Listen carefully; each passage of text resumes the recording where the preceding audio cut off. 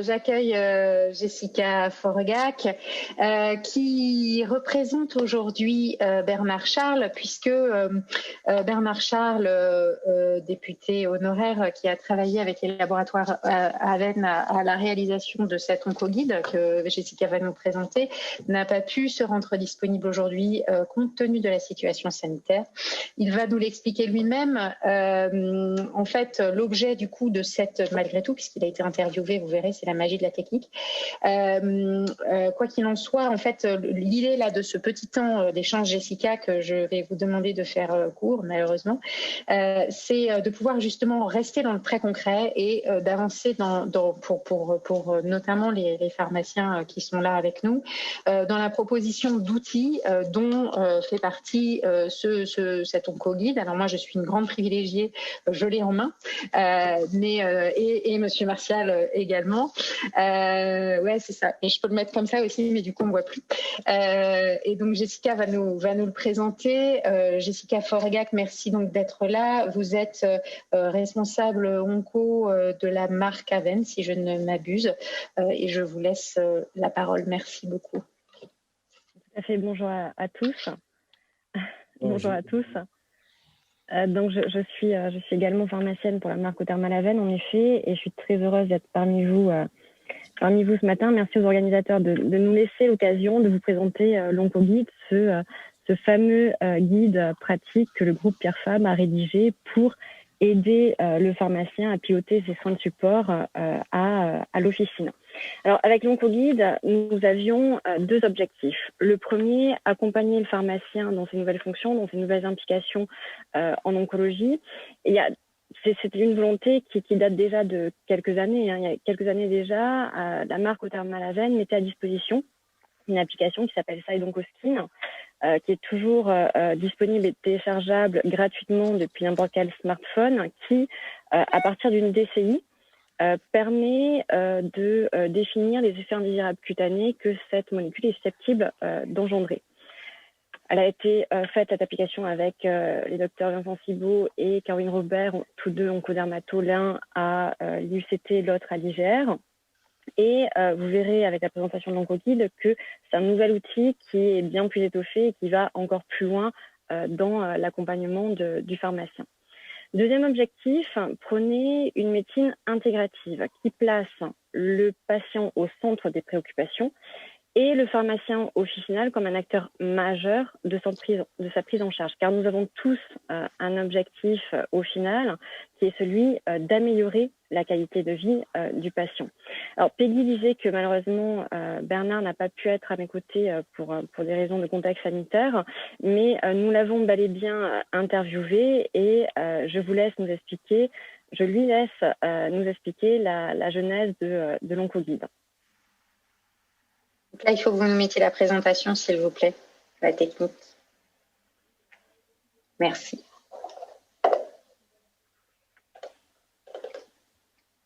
Il faut passer.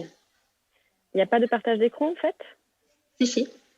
En fait, là, il y a votre présentation là, qui est en train de passer. D'accord. Vous le voyez, accompagnez le pharmacien, prenez une médecine intégrative, exactement ce que vous nous avez dit. Vous pouvez passer à la suite, s'il vous plaît?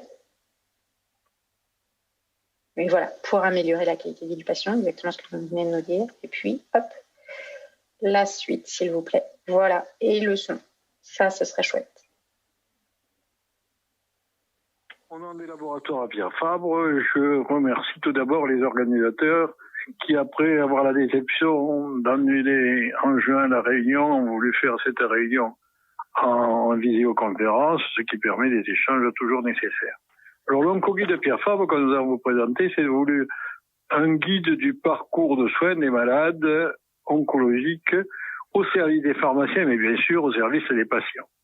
Notre vision de la pharmacie, suivant les orientations de notre créateur, Pierre Fabre, pharmacien lui-même, est pleinement dans l'avenir professionnel, avec les nouvelles missions, que ce soit la participation accrue à l'acte de soins, que ce soit les drogues, que ce soit les vaccinations, que ce soit les liens avec l'environnement des malades, tout cela montre que c'est l'avenir de la pharmacie. Alors pourquoi l'oncologie?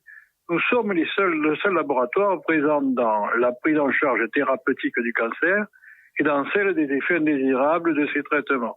Déjà en 2005, quand Pierre Fabre me disait, après la sortie d'un navel binaural, que l'apparition des formes orales et le développement des soins de domicile allaient donner aux pharmaciens un rôle de plus en plus important dans ce domaine.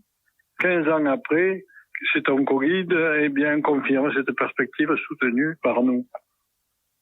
C'est donc une évolution sociétale pour les pharmaciens qui vont devenir des vrais pharmaciens cliniques au cœur du parcours de soins. Depuis la loi HPST, le pharmacien est l'interlocuteur principal des patients qui doit accueillir, conseiller, suivre et rassurer. Ce guide a été réalisé par un groupe de travail pluridisciplinaire car au-delà de la dispensation des médicaments, c'est une approche globale du patient que devra avoir l'équipe pharmaceutique.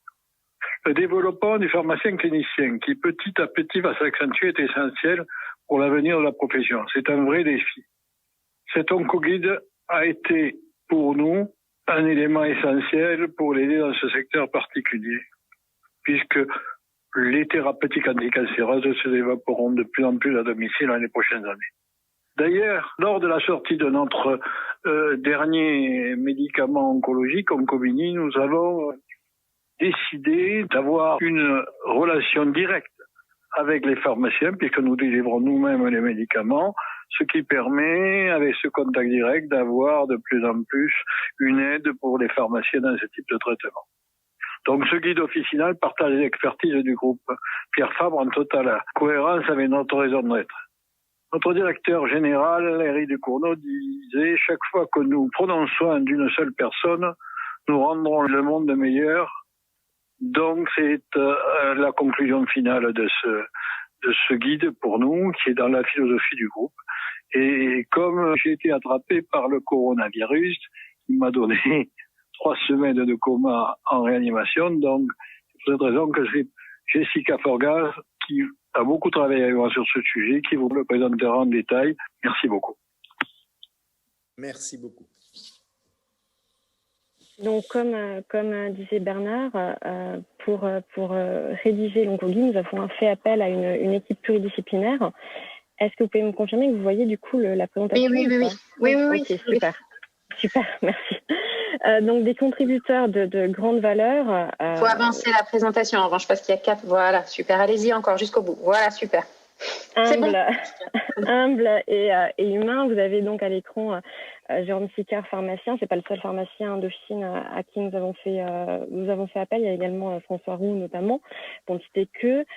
Il y a tout ce qui concerne le centre hospitalier avec les oncologues, les radiothérapeutes et autres. Vous avez Alain Toledano qui est le président de l'Institut Raphaël, une maison d'après-cancer de Levallois-Perret avec qui nous sommes partenaires.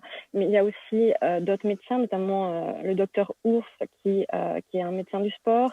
Il y a Yacine Chek qui est psychologue clinicienne. Bref, différents corps de métier, de professionnels de santé qui nous permettent d'agrémenter en fait le contenu et l'expertise en oncologie. Sans oublier le patient, parce que nous voulons améliorer la qualité de vie du patient, donc il faut connaître son besoin. Vous avez à l'écran Georges Gros qui a été confronté à la maladie et qui témoigne et qui délivre dans l'oncoguide un témoignage vraiment poignant et qui explique à quel point ça a été important pour lui dans cette période de vie très particulière d'avoir un pharmacien présent et qui soit compétent dans sa prise en charge. Pour finir, puisqu'elles sont très importantes dans l'écosystème du patient en oncologie, nous avons aussi sollicité les associations de patients, notamment l'association Tout le monde contre le cancer, avec qui nous organisons l'échappée rose, qui est une petite caravane qui navigue sur 2 mois de l'année de centre en centre pour apporter des soins, des bulles de bien-être aux patients, mais aussi aux accompagnants qu'il ne faut surtout pas négliger dans cette prise en charge. Bref, des personnes concernées par la maladie, des experts spécialisés en oncologie et en soins de support qui ont permis de rédiger des chapitres qui sont tous utiles pour piloter l'accompagnement du patient en oncologie. Si vous avez passé il faut y aller. Voilà. Ouais, je propose qu'on aille jusqu'au bout, comme ça on est bon. Ouais, voilà. Non, celle d'avant. Voilà, super. Stop. je ne les vois pas, donc je ne peux pas vous orienter. C'est bon. En tout cas, bon, a priori, vous avez à l'écran les différents chapitres qui sont présents dans l'oncoguide. Les 2 premiers items, repères et prise en charge du cancer, traitent de généralité, mais ils intègrent des cas et des exemples concrets et débutent notamment par 5 conseils pratico-pratiques pour une prise en charge efficace du patient, parce qu'on veut des éléments et des données qui soient reproductibles au comptoir, à l'officine, dans une salle d'entretien, pour que ce soit réellement utile dans le quotidien du pharmacien.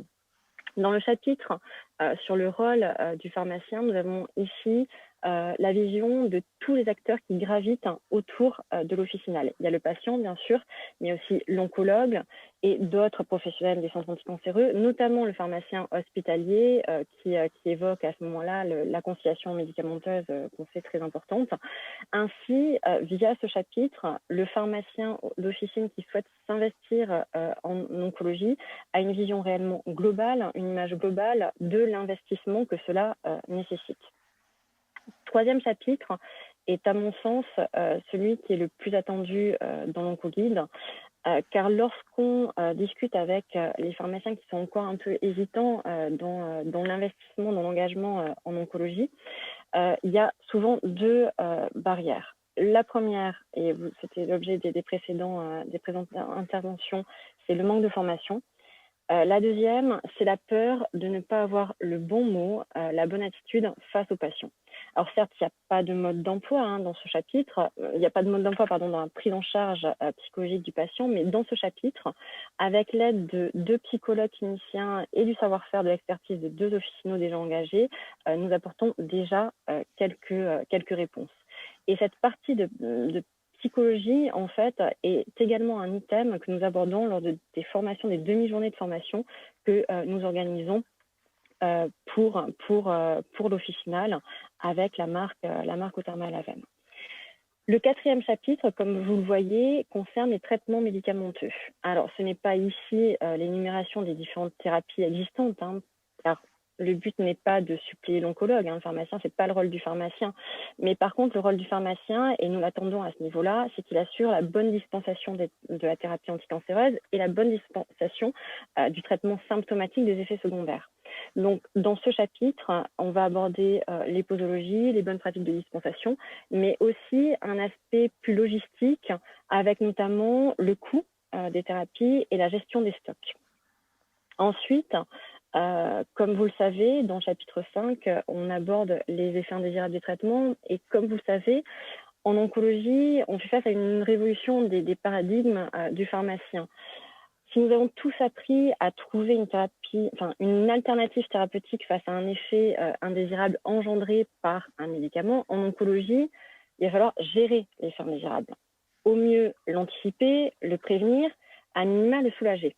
Donc, c'est dans ce chapitre que prend tout son sens la notion de soins de support. C'est dans ce 5e chapitre que nous partageons notamment l'expertise du groupe Pierre Fabre pour apporter nos réponses non médicamenteuses aux effets indésirables de la peau, des fanères, des muqueuses, avec la marque Oterma-Lavenne, Ducré, Aderma, et aussi des réponses en phytothérapie, en aromathérapie, face à l'asthénie, face aux troubles digestifs qu'engendrent les thérapies anticancéreuses, grâce notamment à la marque Naturactive. Et ça a été fait avec toute l'éthique pharmaceutique du groupe Pierre Fabre, dans le sens où nous avons sélectionné un nombre restreint de produits dont l'efficacité et la tolérance ont été bien sûr approuvées par des études de toxicologie, par les dermatologues en clinique, pour cette cible si particulière qu'est le patient sous traitement anticancéreux, et un nombre réduit de produits dont la sécurité est optimale, notamment avec le conditionnement de quantité que ça en cosmétique stérile qui assure des formules vierges de tout conservateur et du coup des formules extrêmement respectueuses de la peau et de son microbiote. Ces réponses du groupe Pierre Fabre sont bien évidemment développées là aussi lors des demi-journées de formation que nous proposons aux pharmaciens d'officine. Dans le 6e chapitre, nous abordons, si je puis dire, les à-côtés les conseils gratuits à donner aux patients concernant la nutrition, concernant le sport, concernant les voyages, même si c'est plus vraiment d'actualité vu le contexte sanitaire, mais aussi la notion assez touchy, mais importante en oncologie, de soins palliatifs. Et enfin, dans le 7e chapitre, nous accompagnons le pharmacien dans l'aménagement de son officine en lui proposant l'implantation d'une catégorie dédiée à l'oncologie, une catégorie qu'on a appelée Mieux vivre le cancer.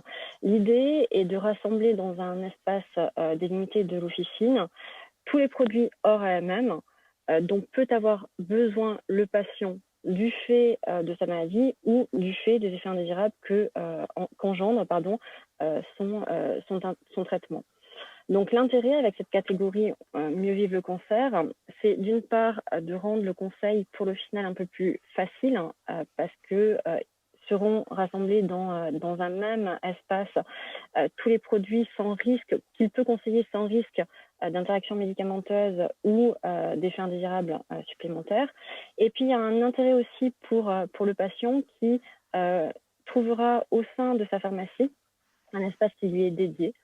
Et en fonction de l'état psychologique du patient, il peut avoir envie de se dévoiler et de partager, d'échanger avec l'officinal, ou il peut avoir envie d'être indépendant dans sa démarche et donc avoir cet espace dédié lui permettra d'être totalement autonome dans sa quête de produits pour répondre à ses besoins. Donc, comme vous... Ouais, excusez-moi, je suis obligée de vous couper un petit peu, Jessica. Je sais que là, les slides qui suivent sont des témoignages en fait de participants, de contributeurs, qui sont évidemment très très positifs, voilà. Mais de toute façon, là, l'essentiel, on l'a vu, c'est de pouvoir éventuellement avoir accès à cet onco-guide. Je vous laisse passer à la slide suivante, si vous voulez bien, s'il vous plaît.